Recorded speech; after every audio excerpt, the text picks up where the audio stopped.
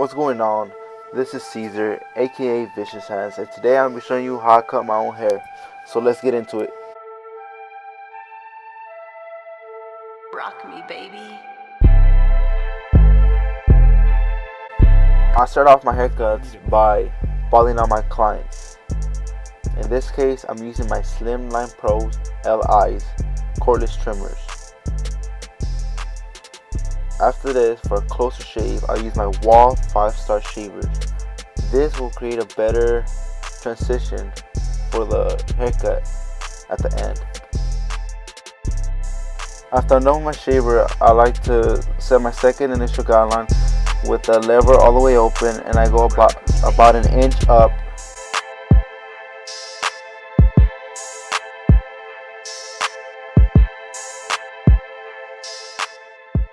So right here I'm making sure it's nice and even, and after I'm done with that, I do something called lever play. I start playing with the lever to erase that first initial guideline and try to blend it in as best as I can.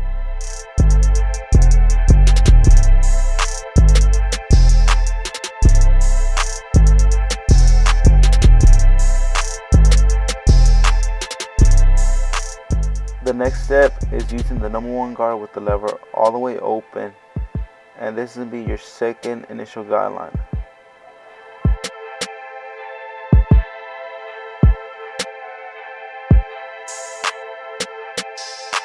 It is very important that you take your time on your guidelines. The guidelines are the most important thing in a fade. If you rush them and they're not neat, then your fade is not going to be neat. It's not going to be as crispy. So make sure you take your time. Right here, I close the lever to soften the guideline right there. And it's going to be easier to fade when using the number 0 guard. Alright, so right here, I put the 0 guard on and I hit that second initial guideline.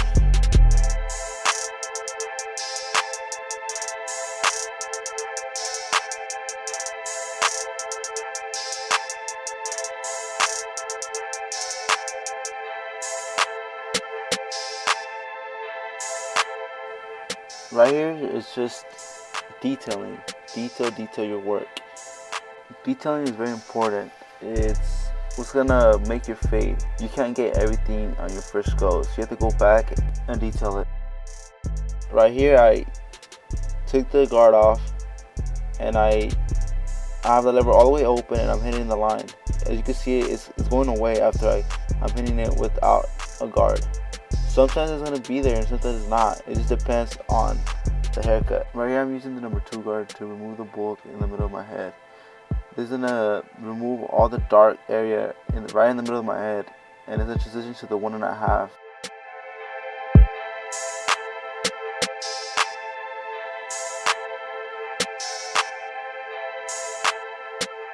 As you can tell, the number 2 guard didn't really do much. It just softened up the bulk. So I changed the guard and went back with the 1.5, and I have the lever all the way open and I'm closing it and playing with the lever to try to take away the bulk as much as I can.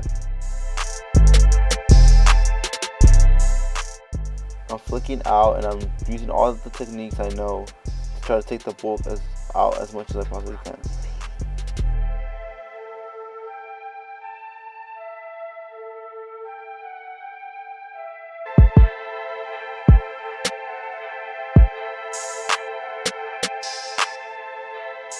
I couldn't really get it out on camera, but I went back and I detailed as much as I can.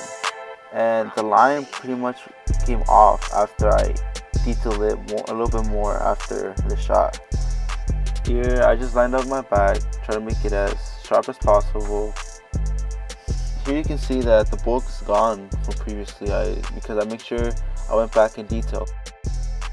For the side of your head is the same thing as the back of your head. The same steps you use for the back is the same steps you use for the front.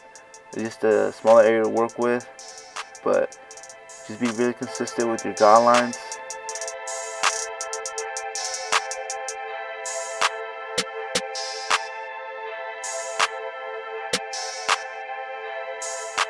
From what I learned about barbering is all it is being real consistent with what you do. staying consistent to your guidelines, staying consistent to the process. And how my boy Paulie V says, you gotta trust the process, and it's just about being real consistent. It just takes a lot of repetition and a lot of dedication to do this. That's it. I've been cutting hair for about 4 years now, and I'm self-taught. My mom taught me how to, cut a basic haircut with a number 2 on the side and a number 5 on the top. But I've watched a lot of YouTube videos, and I subscribe to a lot of barbers like Chris Bossio, Matt Gifted Hands, E Jones, 360 Jeezy, all those dudes, and what they all say is, trust the process, be consistent, repetition, cut your hair 1,000 times, cut the same client a lot of times, and that's how you get better at this. Is just taking your time, making sure that you put in enough work.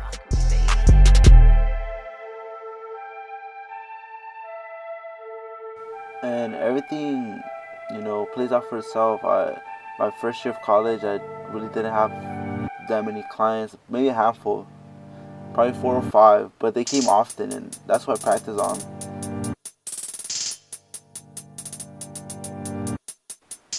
But right here, I'm detailing my beard.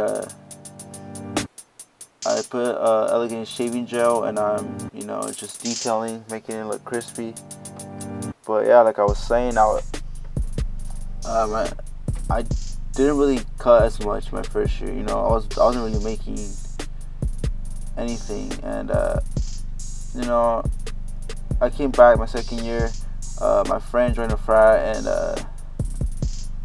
he started hooking it up with more and more people, and that's how I started practicing more and more. I started getting into watching YouTube videos and watching these YouTube barbers consistently every single day, and I made it a habit to watch their videos every single day.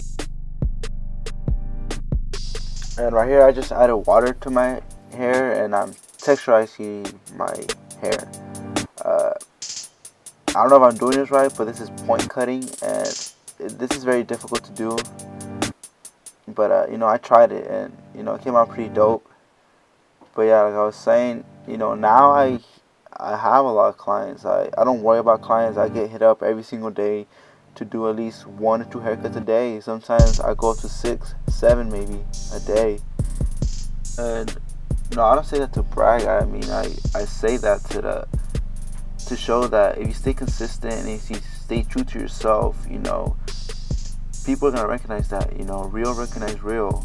And before anybody says, you only get 1 or 2 clients a day, that is because I'm a full-time student. So I'm in the classroom all day, and if I'm not in the classroom, I'm cutting or doing something with barbering, either watching videos or doing other stuff like that.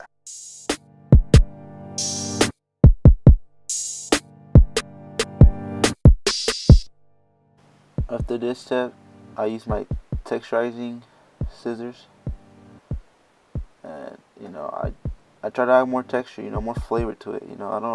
I like different types of haircuts. I like trying different things on my hair, because some people don't want me to try different things on their hair, so I try it on myself and live with the result. Right, I'm just thinning my hair, nothing too fancy.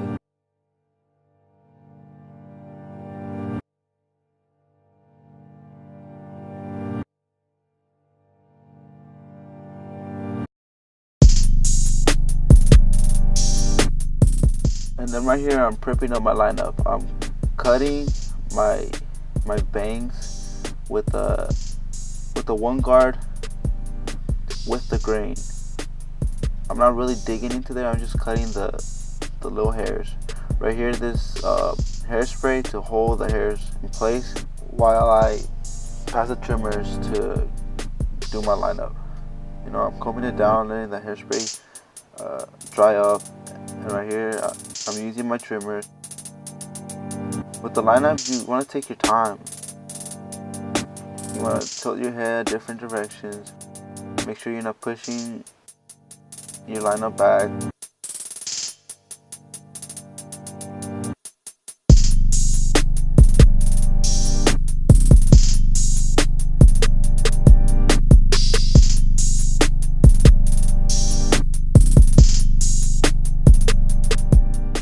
Now I'm adding some shaving gel, passing a straight razor. You want to pull the skin really tight. Make sure you can cut yourself.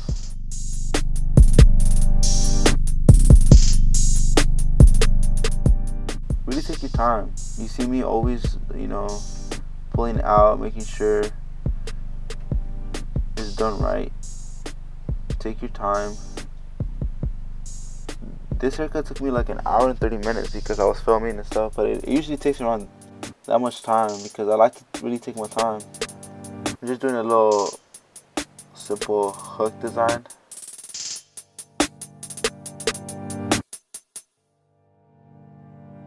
It didn't really come out the way I wanted to because I have long hair on the other side and I didn't want to dig into the long hair, so I just kind of curved it a little bit. But I just want to show you guys how I tried different designs. I tried different haircuts on myself just for the fun of it. And again, you always see me checking and detailing, going back at it again and again.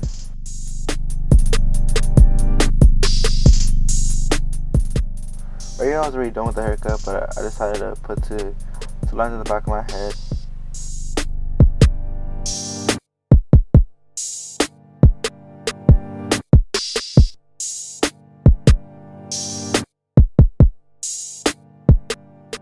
Yo, I want to thank my boy Lubin for the beats. If you like him, you could go check out his channel. I'm going to leave a link in the description below.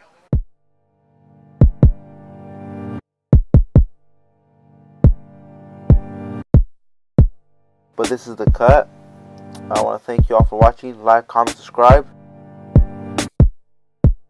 And until the next one, let's get it.